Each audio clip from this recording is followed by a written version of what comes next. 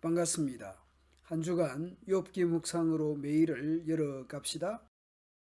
욥기는 세 번의 대화가 있고 세 번의 발언이 있습니다. 세 번의 발언 중 32장부터 37장까지 엘리후의 발언입니다.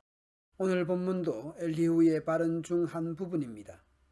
엘리후는 반복하여 자신의 말에 귀를 기울이라고 말합니다.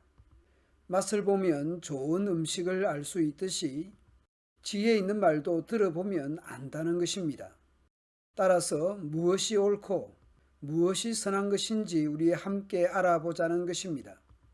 엘리후는 먼저 욥의 말을 인용합니다. 욥의 말입니다. 욥 자신은 의롭고 정당하고 허물이 없다는 것입니다. 그런데 하나님께서 욥의 의를 부인하셨고 욥을 거짓말쟁이라고 하였고 욥은 화살로 상처를 입었다는 것입니다. 이런 욥의 주장들은 엘리후가 보기에 마치 하나님이 욥에게 잘못하신 것처럼 비친다는 것입니다. 그러니 반문할 수밖에 없습니다. 어떤 사람이 욥과 같으랴? 욥이 비방하기를 물 마시듯이 하며 악한 일을 하는 자들과 한패가 되어 악인과 함께 다니면서 이르기를 사람이 하나님을 기뻐하나 아무 소용이 없다는 식으로 말한다는 것입니다.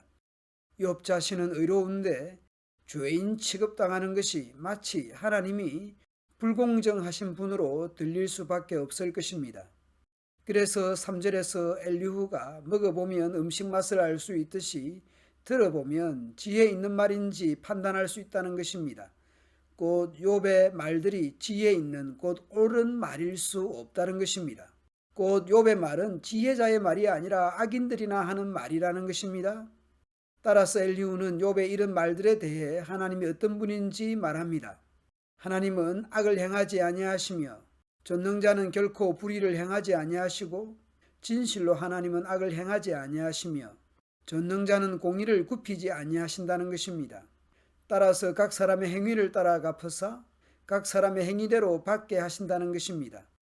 욥 자신이 의로운데 하나님이 의롭다 인정하지 않는다는 식으로 주장하는 것에 대해 엘리후는 하나님은 정의로운 분이라고 말하고 있습니다. 그리고 그 하나님의 정의는 누구에게 속박된 정의가 아니라는 것입니다. 누가 땅을 그에게 맡겼느냐? 누가 온 세상을 그에게 맡겼느냐?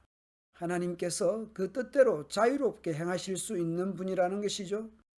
그러므로 하나님께서 만일 뜻을 정하시고 사람의 영과 목숨을 거두실진대 모든 육체가 다 함께 죽으며 사람은 흙으로 돌아가리라. 엘리후는 욥에게 질문합니다. 욥 어른은 아직도 의로우신 하나님을 비난하십니까? 하나님께서 정의를 싫어하신다고 생각하십니까? 하나님만은 왕을 보시고서 너는 쓸모없는 인간이다 하실 수 있고 높은 사람을 보시고서도 너는 악하다 하실 수 있지 않습니까? 사람은 감히 왕에게 그에게 쓸모없다, 악하다 할 수 없을 것입니다. 그러나 하나님만은 그렇게 하실 수 있습니다. 하나님은 통치자의 편을 들지도 않으시고 부자라고 하여 가난한 사람보다 더 우대해 주지도 않으십니다. 세상은 왕, 귀족, 부자 등에 대해 더 관심을 갖거나 재판을 굽게 하기도 합니다. 그러나 하나님은 공평하게 대하십니다. 왜냐하면이 있습니다. 하나님께서 빈부 귀천을 따지지 않는 이유는 모든 사람은 공평하게 지연받은 피조물이기 때문입니다. 그러므로 사람은 밤중에 갑자기 죽을 수도 있습니다. 권세자라도 순식간에 죽어 사라집니다. 하나님은 모든 사람의 행동을 세심히 지켜보고 계시기 때문에 악을 행하는 자가 숨을 만한 흑암이나 그늘이 있을 수 없습니다. 그리고 사람이 언제 하나님 앞으로 심판을 받으러 가게 되는지 그 시간을 하나님은 특별히 정해주지 않으십니다.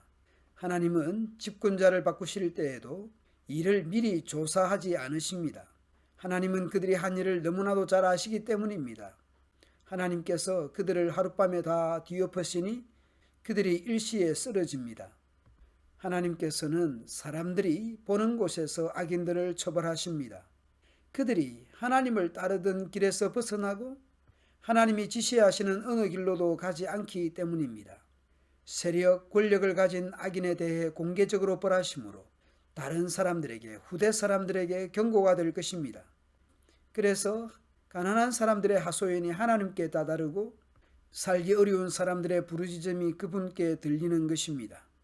그러나 하나님이 침묵하신다고 하여, 하나님이 숨으신다고 하여 경건하지 못한 사람을 왕으로 삼아서 고집센 민족과 백성을 다스리게 하신들 누가 감히 하나님을 비난할 수 있겠습니까?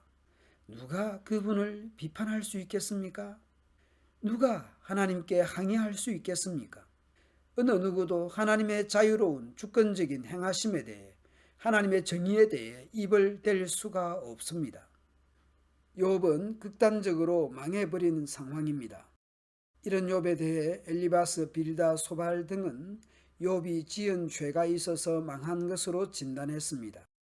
욥은 안 그래도 힘들어 죽겠는데 차라리 죽고 싶을 심정인데요.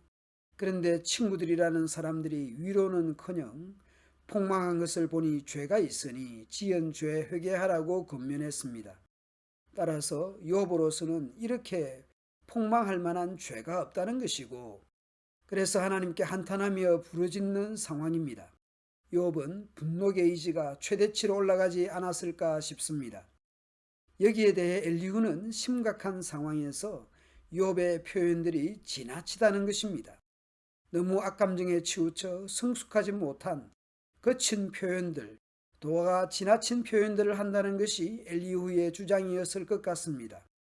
우리 역시 기가 막힐 웅덩이에 빠지고 진퇴양난의 상황에서 허우적거리면서 하나님께 혹은 사람들에 대해 원망과 불평과 함께 불신앙적인 태도와 표현과 행동을 하기도 하지 않습니까? 욥 역시 완벽한 완전한 사람은 아닌 것입니다. 우리도 살다 보면 억울한 마음에 악을 악으로 되돌려주고 싶을 때가 있습니다. 때로는 소위 분노 유발자도 만나게 됩니다. 그런데 같이 분노한다면 그것이 과연 바른 태도일까 싶기도 합니다. 우리가 욥만큼 망하거나 끝까지 죄인으로 내몰리는 억울한 경우를 만날 일은 거의 없을 것입니다. 그러나 욥만큼 망하지는 않을지라도 억울한 나머지 분노 게이지는 더할 수도 있을 것입니다. 그렇기 때문에 분노 중에라도 감정을 다스리고 죄를 지을 정도로까지 분노하지 않을 수 있는 온유한 사람이 되면 좋겠습니다. 감사합니다.